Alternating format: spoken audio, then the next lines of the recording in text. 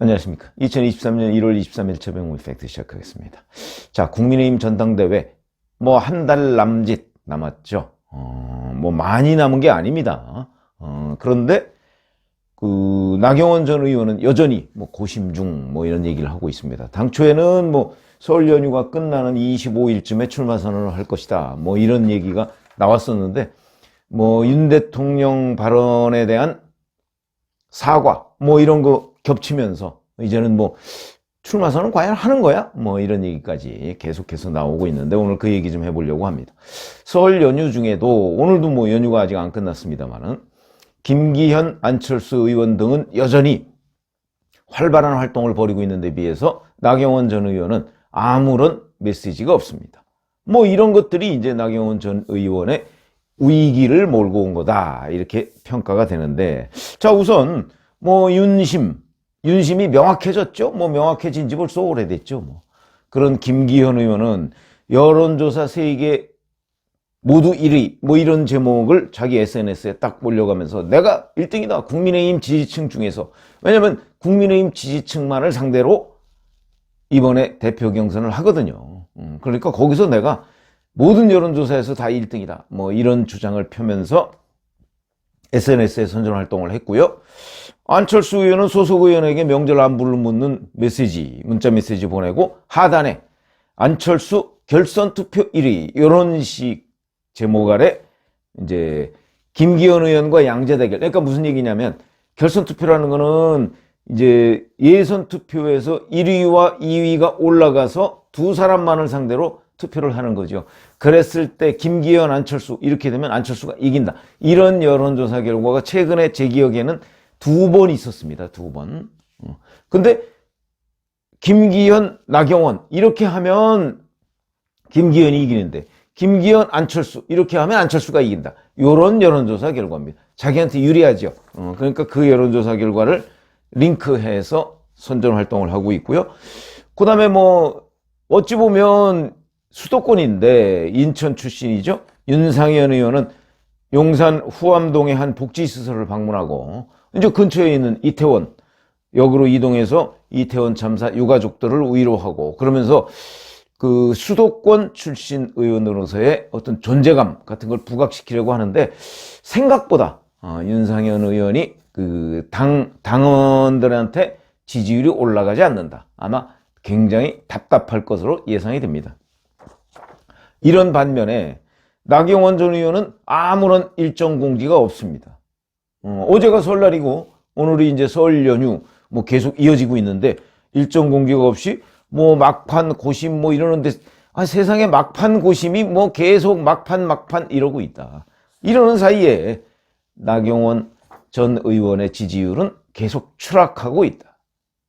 자, KBS가 한국리서치에 의뢰해서 18일부터 20일간 조사한 걸 보면 김기현 28.2, 안철수 19.3, 나경원 14.9, 유승민 8.4 뭐 이런 순서입니다. 이게 뭐 쉽게 그렇게 개선이 되지는 않고요. 오히려 나경원 전 의원은 이제 3위로 추락하고 있습니다. 그것도 차이가 제법 나는 3위 이렇게 추락하고 있고요. MBC가 코리아 리서치 인터내셔널의 조사 그 의뢰한 것도 이것도 18, 19 이틀간 조사한 건데 여기서도 김기현이 22.8, 안철수 20.3, 나경원 15.5, 유승민 8.3 뭐 비슷한 추세를 보이고 있습니다. 바로 요 조사에서 12월 말에는 나경원 21.4, 안철수 18.0, 김기현 12.8 이렇게 돼 있습니다. 그러니까 김기현 의원과 나경원 전 의원의 그 순위와 퍼센테이지가 뒤바뀌었다. 그럼 왜 이런 결과를 초래했느냐? 우선 가장 최근에 이제 이런 걸 제목으로 달아서 그 보도하는 매체들이 많이 있습니다. 윤석열 대통령이 나경원 전 의원을 저출산 고령사회 부위원장하고 기후환경대사에서 해임한 것, 이게 윤 대통령의 본의가 아니라 참모들의 왜곡 보고 때문이다 라는 글을 한번 올린 적이 있었죠. 그러자 올리자마자 곧바로 김대기 대통령 비서실장이 그걸 직격을 한 적이 있습니다. 윤 대통령은 상황 파악을 잘하고 있다. 그러니까 이게 올린 날이 17일인데 며칠 만에 사과했죠. 윤 대통령한테 사과했습니다. 왜냐하면 이게 그러면 윤 대통령은 뭐 거의 바보 수준이냐? 참모들의 보고를 듣고서 그냥 그거에 따라서 이리저리 얘기한 해임하고 뭐 이런 바보 수준이냐? 뭐 이런 이제 친윤들의 반격에 의해서 나경원 전 의원이 윤 대통령한테 제 불찰이다 이렇게 사과를 했습니다. 이것까지 딱 겹치니까 그러면 출마 못하는 것 아니야? 저는 뭐 한 3주 전부터 저 방송에 나와가지고 아마 출마하지 않을 가능성이 가장 높다 이렇게 얘기를 해왔습니다. 왜 그러냐면 집권당이지 않습니까? 이게 야당이 아닙니다. 집권당은 권력 관리를 해야 되고요. 이 권력 관리라는 것은 결국 윤 대통령의 의중, 윤 대통령이 집권당의 1호 당원이라고 과거에는 총재였다고 제가 말씀드리지 않았습니까? 근데 이제는 뭐 1호 당원 이런 얘기를 이제 언론에서 하고 있습니다. 1호 당원이라는 얘기는 그만큼 당에 끼치는 영향력이 막강하다. 뭐 이런 의미로 봐야 되는데 1호 당원이 누구를 지원하고 있다 하는 것이 역대 그 대표 경선에서 지금처럼 노골적으로 드러난 예가 별로 없습니다. 대개의 경우는 보이지 않는 손이었죠. 대통령의 마음이 누구한테 가 있느냐 하는 게 명확하게 드러나지 않은 상태에서 서로 나한테 있다 뭐 이렇게 하고 실질적으로는 누구한테 가 있는 것 같은데, 왜냐면 그거는 대통령하고 가깝다는 의원들의 언행을 보면 우리가 짐작할 수 있거든요. 뭐 그렇게 되더라도 대통령이나 대통령실, 과거의 청와대는 부인해 왔습니다. 대통령은 중립이다. 근데 지금 윤석열 대통령은 부인하지 않습니다. 뭐 윤심이 김기현 의원한테 있다는 걸 모르는 사람 아무도 없습니다. 그렇기 때문에 윤심에 따라서 국민의힘 지지층은 움직일 가능성이 매우 높다. 제가 여러 차례 말씀을 드렸었죠. 지금은 그래서 보이는 손이다. 이것도 제가 유튜브를 해드린 적이 있습니다. 보이지 않는 손이 아니라. 그런데 이 윤심이 이렇게 명확하게 드러났는데도 불구하고 나경원 전 의원은 뭐 계속해서 고심하고 뭐 이런 모습을 보이는 것. 그러니까 윤 대통령이 나경원 전 의원을 해임한 게 본의가 아니다. 뭐 이 발언 때문에 나경원 전 의원의 지지율이 추락한 게 아니고요. 물론 이것도 영향이 있었죠. 그러나 전적으로 이것 때문에 그런 게 아니고 저는 이미 오래전부터 나경원 전 의원의 이 지지율 관리 실패, 여기에 책임이 있다고 보는 거죠. 가장 큰 원인이 거기에 있다고 보는 겁니다. 무슨 얘기냐면 정치라는 게 타이밍이다. 이런 말씀을 제가 여러 차례 드린 적이 있는데 정확한 시점에 정확하게 어디를 찔러줘야 자기의 지지율 관리가 되느냐 하는 것들을 포착하는 능력이 대단히 중요합니다. 거기에 다 실패했던 거죠. 제가 나경원의 실기라는 유튜브를 올린 적이 있습니다.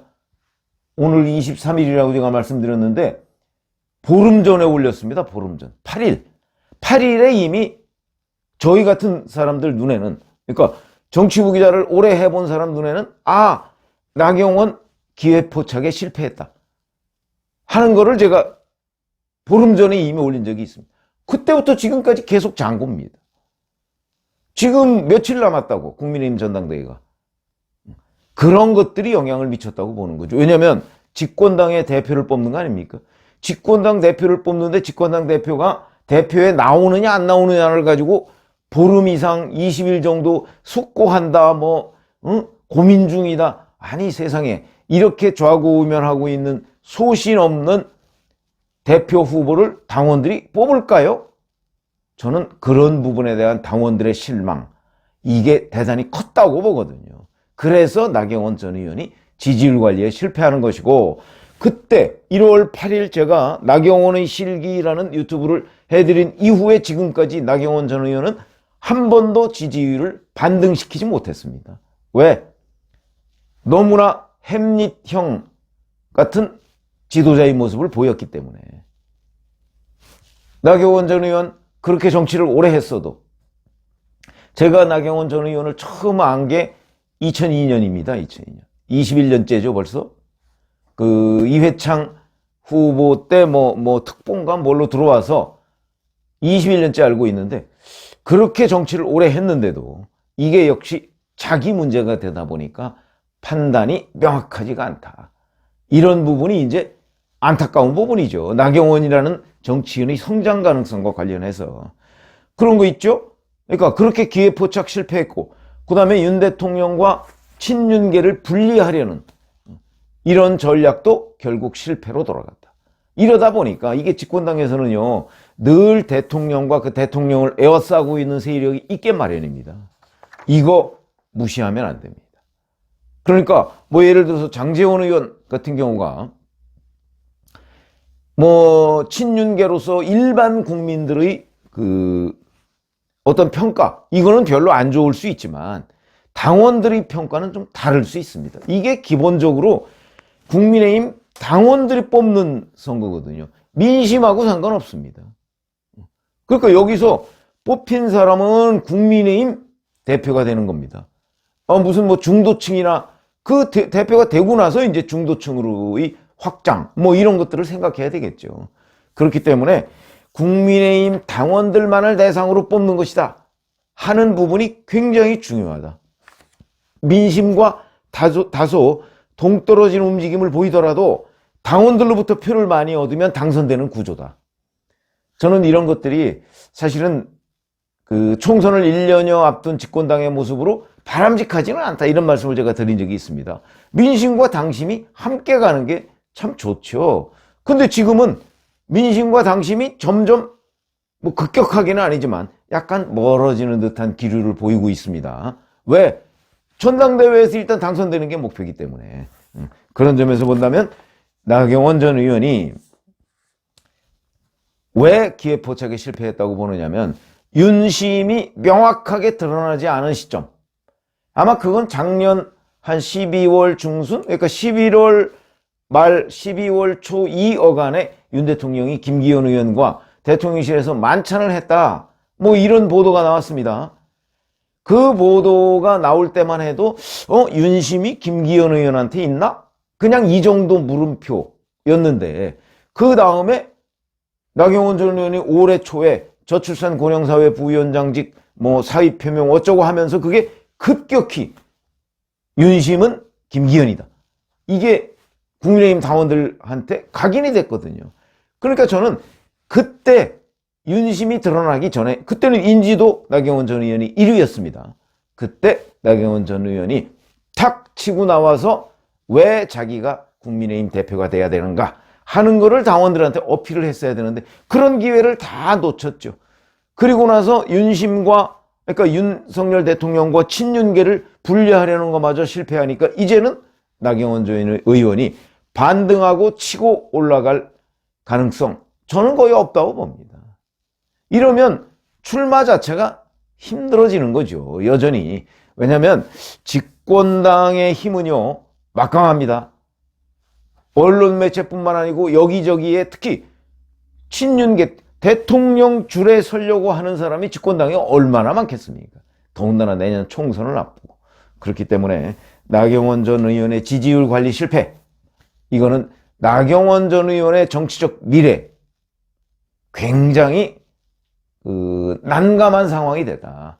일각에서는 자, 윤석열 대통령이 저렇게 이제 나경원 전 의원에 대해서 자, 윤심이 실려있지 않다 이렇게 얘기를 하니까 나경원 전 의원은 이제 막다른 골목이다, 출마하는 수밖에 없다, 이렇게 얘기하는데 아니죠. 출마하면 그야말로 윤심과는 완전히 동떨어졌다, 이런 거를 본인이 이제 내외에 공표하는 일이 됩니다. 그러면 이제 친윤계가 공격하듯이 반윤 우두머리 이렇게 되는 겁니다. 그래서 나경원 전 의원의 지지율 추락, 여기에 이유가 있는데 지금도 언론 매체들이 조금 잘못 찍고 있는 것 아닌가. 저는 이 추락의 근본적인 원인은 본인이 그 실기, 기회를 제때 포착하지 못한 데에 원인이 있고, 그 다음에 그 관리를 실패한 거에도 원인이 있다. 그러면 당연히 본인의 정치적 미래를 위해서는 여기서 출마를 선택하는 길은 어찌 보면 미래를 더 암울하게 만드는 그런 결과를 낳을 가능성이 있다고 저는 봅니다. 그래서 나경원 전 의원은 이미 여러 차례 실패를 했고, 그리고 실패라는 게 기회를 잡지 못했다는 겁니다. 그러면 여기서도 결단을 내려야 되는 거지, 이렇게 이 설 연휴 같은 이 중요한 시점에 아무런 활동과 메시지가 없는 것, 이거는 정치인으로서 매우 심각하다, 이런 말씀을 드립니다. 고맙습니다.